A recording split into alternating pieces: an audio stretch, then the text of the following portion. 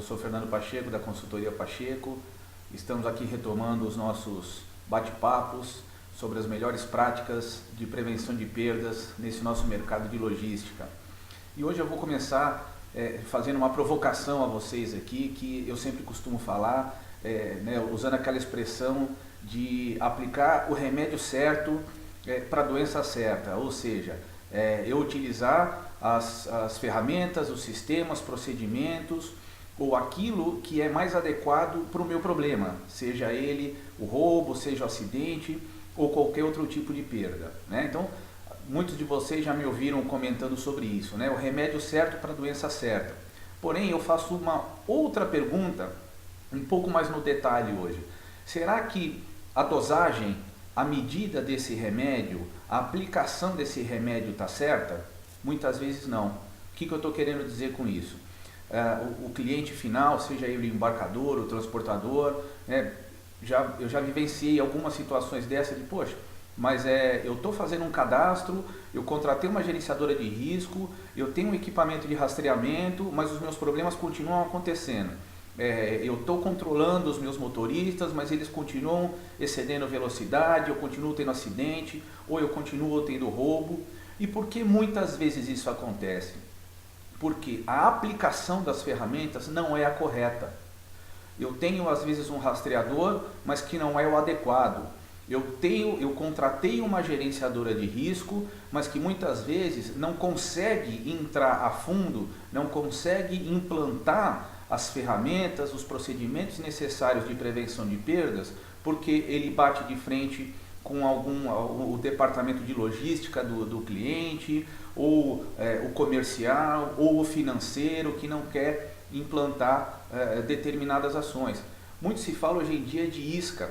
Eu particularmente acho que a isca é uma excelente ferramenta, porém ela precisa ser muito bem implantada, né? A sistemática da sua implantação é fundamental para que ela obtenha resultado.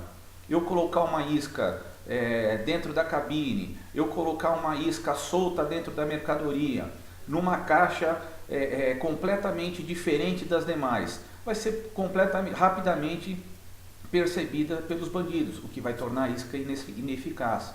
Poxa, mas eu tenho uma gerenciadora de risco que não faz nada. Pô, mas espera aí, o que ela já te deu de sugestões? Né? O que ela já te alertou de que isso estava errado na sua operação e precisava ser corrigido?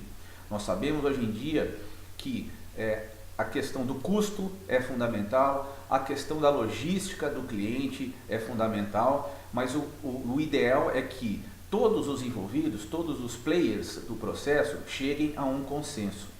Se criar um sistema de segurança extremamente rigoroso é muito fácil, né? Porém, o quanto isso vai dar de impacto na logística do cliente? Por outro lado, o cliente não querer alterar em nada o seu processo logístico e deixar no colo do seu prestador, seja a gerenciadora, seja a empresa de rastreamento, também é complicado. Então, pessoal, muito se fala hoje, né, do resultado ruim de uma conta. Mas a gerenciadora X está naquela conta e não está resolvendo o problema. Mas aquele cliente Y usa a tecnologia tal e a tecnologia tal não consegue eliminar os roubos ou não consegue eliminar os acidentes. O transportador tal usa a isca na sua operação, mas ele não conseguiu recuperar nenhuma carga. Claro, os roubos acontecem, os sinistros acontecem, porém, muitas das vezes o problema está na aplicação da ferramenta. O cara tem o cadastro, tem a gerenciadora, tem o seu equipamento de rastreamento, tudo que está previsto em apólice. Porém, a aplicação dessas ferramentas é que está errada. E aí é o dinheiro indo pelo ralo. Tanto o dinheiro do prejuízo com os sinistros, quanto o próprio dinheiro dos custos com esses prestadores. Porque você está gastando dinheiro com uma coisa que está sendo ineficaz.